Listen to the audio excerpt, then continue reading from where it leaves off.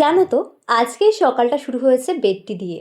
একদম গরম গরম চা আর বিস্কিট মা এসে দিয়ে গেছে। যাই হোক, আজকে আমার শিবরাত্রির পুজো করার কথা ছিল, বাট সামহাও হয়ে উঠলো না, তো আমি খেয়ে নিয়েছি।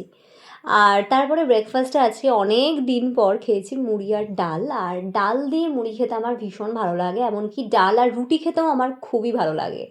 তো মুড়ি তো আমি খুব একটা ভালোবাসি না খেতে, সত্যি কথা বলতে, স্টিল আজকে খেয়েছি।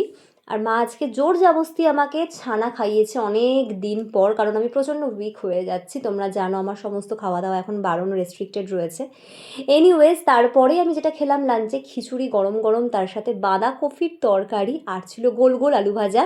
এটা হয়েছিল আজকে স্পেশালি বাবার অনারে, কারণ বাবার দাঁতে ব্যথা হচ্ছে, তো সব কিছু খেতে পারছে না, তাই নরম নরম খাবার করে দেওয়া হয়েছে।